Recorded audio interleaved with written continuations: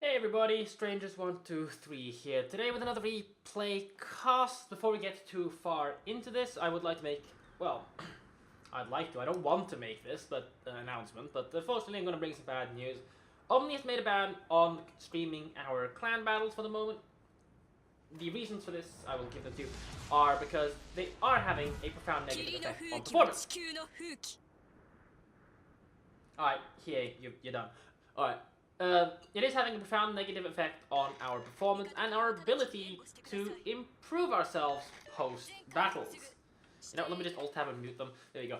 It is having a negative effect on our ability to perform and our ability to improve our performance. So until the teams are able to get themselves up to the level of performance that is expected of OMNI, unfortunately, we're going to have to, well, basically, how can I put it? Ban streaming, so it's bringing of bad news, I guess. But yeah, as much as I would like to, as much as I would like to actually provide you guys live content from the Clan Battles game mode, as much as I hate the goddamn mode itself, well, for the moment, that's not going to happen. So the best we're going to have to make do with is potentially some replay casts, like for example the Shima game in the background here, or even the, I think I made some other old team battles. I might even fish out some of the old team battles replays from way down the line, but, well, not the line, way back. I can't even English. Whatever. But I hope you guys understand this. Anyways, back to the game, and back to listening to all the Japanese anime voices. Yeah, can't be able to turn them off. But regardless, here we are, and I am playing a gunboat Shima. It is in gunboat spec. I am using F3 torpedoes because I do kind of like them. They have their charm. Sure, 12K torpedoes are overall going to be a lot more useful. But, I mean, I'm a man of weird builds. So, here we go. And yet another one of my weird builds. This captain has BFT, AFT, survivability expert, concealment expertise. So, yeah, it's basically gun range plus reload. And as for my upgrades, I have a reload upgrade for main battery, as you might be able to see, with the rather short main battery reload time once I actually go ham and mash my mouse 1 button. Anyways, we see an enemy smoke screen inside of the alpha cap, although no destroyer currently inside of it. I tell Strefs that he should consider going towards it and get into hydro range, considering he's not going to get spotted by anything else. And I'm gonna start shooting at this gearing. Although it is a gearing, it does have areas of 21mm of belt armor, meaning that unless I'm actually able to hit higher up on his deck or his superstructure, I'm going to have shells that are simply not going to be dealing any damage. And at the moment my aim is being absolutely horrible, so no damage is what seems to be happening. He does take a cargo torp and rather rapidly goes down, which is quite nice for us. Stress has hydro up and actually catches the enemy gearing, which is quite nice for us. Hopefully we can get some additional damage against this guy and push him away from the cap. Unfortunately, I had to move a little bit just to get my battery on target, seeing as Shima does have rather slow turret traverse overall. Even more so with the turret traverse nerf of having the main battery reload upgrade. And as you can see, 4.5 second main battery reload time is quite nice. Now, I wasn't sure if the gearing actually took a torpedo or not, but I believe that he did. And now we see this Missouri pulling a really weird move into the Bravo cap, so he has yet to radar us out, so I'm going to launch 2 sets exactly on marker. F3 torpedoes are incredibly fast, so unless he pulls some rather drastic maneuvers right now and basically immediately stops and drops, he's going to have a little bit of a problem with his torpedoes, and it seems like it's way too late for him to stop and drop right now, so he's just pretty much stuffed. And just to make sure he's going to die, Stress is going to launch torpedoes, and even I'm going to, I believe, send out my next set in the event that he is actually able to evade sufficient amount of torpedoes to not go down, but 6 does the job, 3 per set. That's good enough for me. Take a little bit of minor secondary damage, which I potentially could have avoided, but I didn't really want to be stationary inside of my smoke screen when he does potentially radar me. But that is definitely a good kill on an enemy ship that is very dangerous. Missouris can be a big pain with their radar if played and positioned correctly. Thankfully for us, this guy was not very well positioned. So yeah. The Baguette decides that he's going to head somewhere else, not into the cap itself like that, so he doesn't actually sail into more of our torpedoes, which obviously would have been spotted by the Missouri. But Either way, a very good start for us. We've pushed out the destroyer from A. We've sunk quite a lot of them by now. We have in fact sunk both of their gearings. The gearing in B, the gearing that was on this side, and we've also knocked out an enemy Z23, which is very nice as well. Something I didn't actually catch at that point, but regardless, I'm gonna move up and try to insert more F3s into this Gossaker first, but he better be aware of the fact that there's actually stuff here. But at the moment, if he's able to continue pushing through, he could deal some quite nasty damage to our team. But they do have a Dimitri Donskoi behind there, so that obviously could become a problem if he spots us for the Kurfürst to fry. And at the moment, I'm not really sure our eastern flank is doing too hot, but you know, we're not in a bad situation either, so I can't really say that we're doing badly. I mean, we do have reasonable control on the western side of the map. We do have our tier 10 battleships on the eastern side of the map, so for the moment it seems like they're actually holding on reasonably fine.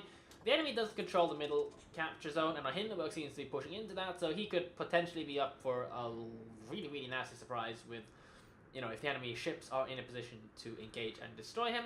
For the moment, having Bravo Cap isn't too major of an issue, and there you go, Dimitri Donskoi does in fact decide to radar, so could have been nasty if the Kurfürst was coordinating and prepared to engage, but it seems like Dimitri Donskoi was more interesting in trying to catch strafs, and this Kurfürst now has some torpedoes to dodge himself, so, well, it shouldn't be a major problem for me, especially considering it is a Dimitri Donskoi. Its radar duration isn't really that good, because it doesn't, even if he is using the radar upgrade, which he is, he wouldn't be able to keep me up for much more than 30 odd seconds. Now, seeing as these fuckers are running away, and he's just used his radar, I'm going to stop here, smoke, and start plinking away merrily with my guns. And this is the downside, of course, of using the F3 torpedoes with F3 torpedoes overall, because they are rather short range. If the enemy does decide that they're just going to run away, you pretty much can't do shit. With 12km torpedoes, I could potentially have gotten myself a hit off this Kurfürst or two. Anyway, seeing that he's probably not going to be too happy with this, and that he's probably expecting torpedoes inbound, considering I am now merrily blinking away at him, there is a good chance that he's just going to turn, angle, and even try to MLG blind shoot me back. So I'm going to put myself behind, well, at least have parts of the island be able to cover me, because my arcs are able to let me shoot over, because this basically allows me to be reasonably safe. And I do get an instant fire on him, which is nice. He instantly damage control parties it, guessing that he wants to try to conceal himself. Fuck knows why he would damage control party it like that. He probably also is assuming that I don't have torpedoes coming, and that he would be able to evade any torpedoes, but yeah, I suppose.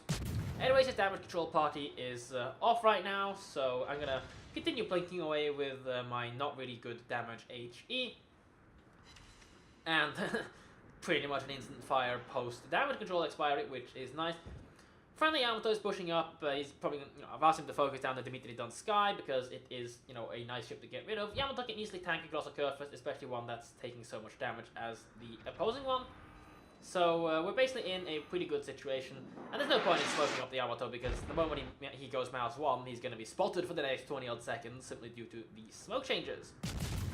Anyways, me being me, I decide I'm going to plink another shot at the Dimitri Donskoi, and the fire on the Kurfürst is bringing me closer to my 100,000 damage marker, which is kind of alright, especially considering the Missouri. The Missouri did feed me in the beginning, so it was some nice damage off that in the beginning. Going to send another salvo towards him, plink a little bit more. Do temporarily get spotted just as our Yamato deletes the Donskoi, and my concealment actually falls back into a reasonable point. Our Neptune goes like, Yamato, stop, I smoke you, which is honestly a complete waste of a smoke screen, because Yamato can't fly from smoke screens without being detected from like 20 kilometers away due to the smoke changes. Interestingly enough, my invention, in a way. But I myself could not remember it. I will now though, so it's not a major problem, but I'm going to try to push up towards this Gossaker first, in hopes that I might be able to get a quick torpedo salvo off on that, and then head back towards the eastern side of the map and try to torpedo the rest of their battleships over there. Because that definitely would be in the best interest of my damage. And there you go, the Neptune does decide to smoke our Yamato, which is really kind of a bit of a waste in my opinion. But then again, if the Neptune has sufficient smoke screens, he won't really need them later on either, because the game is going quite rapidly in our favor right now. Although our eastern side of the map probably isn't going to hold on for too much longer, and we only have one battleship left. They do still have 3. So now it's really just a matter of trying to knock this Kurfürst out as fast as we possibly can. I could, continue plinking, but I only have one more smoke screen left, so I don't really want to do that. I mean, I could have gone combo mode, activate, well, my engine boost is up, and just, continue plinking, so, from long range, where it is actually not that easy to get reasonable hits on me. And of course, with 12km torpedoes, I would have launched on him earlier, but with 12km torpedoes, I probably would have missed a lot of them. So, I'm going to go with the big Shima wall, just launch torpedoes kind of in a big-ass fan. I know the gearing is heading the other way, so I'm safe. I can't, I basically cannot possibly hit him with these incredibly fast torpedoes. And now, well, we just wait. And in the meantime, I'm going to head myself further to the eastern side of the map, because that's where I'm needed the most. If I hit the Kurfürst, I hit the Kurfürst. If I don't hit the Kurfürst, I don't hit the Kurfürst. But with F3s and gearing torpedoes coming towards him as well, he really doesn't have a means to properly, evade them. Even if he does have hydroacoustic surge up, he is still screwed because he's just sufficiently low HP, and the gearing is also blinking. And, I did pick up the kill for 8,000 health. Was it worth the time I expended to go there? I guess it wasn't, because 8k damage really isn't that great. If he had continued running, it really wouldn't have been worth it either, so I would have just headed towards the eastern side of the map. And realistically speaking, I should have done that, but hey, I guess I'm stupid. Anyways, with my engine boost still up, I'm gonna make utmost haste in this direction. Friendly Yamato, with me spotting the Kurfürst, is obviously going to be able to engage the Kurfürst, so it means it's gonna be less damage for me, but hey, I guess that's the downside of playing in a Shima. If you don't actually have targets lining up for you to torpedo them, you're not really gonna get that good damage. And that's kind of the reason why I spec my Yuugumo and the Shima in the gunboat spec, because in the event that the enemy is deciding that they don't really want to feed you, then, well, you're not really gonna get anything, are you? Anyways, this enemy Shima shows up, and I know I am, rather in the face of the entire enemy team, and this guy is still going to continue spotting me, so if the enemy battleships do decide to engage me, I could be in a little bit of trouble, but I'm going to keep hammering on the Shima because I know I had the massive health advantage against him, and that was a rather horrible aim shot. That was a little bit horribly aimed shot. He probably had reverse by now, that's a little bit too high, so my aim is being just shite right now, but as long as the smoke screen is there, and I'm semi-moving, I would be able to, merrily plink away at the enemy fleet. That is actually locked on stream. You would have been able to see it was locked. And I think I'm actually spotting the Kurfürst right now, so I'm going to shoot him, but obviously that's going to expose me to the Shima. And I am taking a bit of a risk sailing like this. The Shima could easily have reversed inside of the smoke screen. As you can see, the Shima has reversed quite a good distance. But I know that if the Shima is in a position to actually pull down torpedoes on me like that, and I'm glad I damage control party the rudder.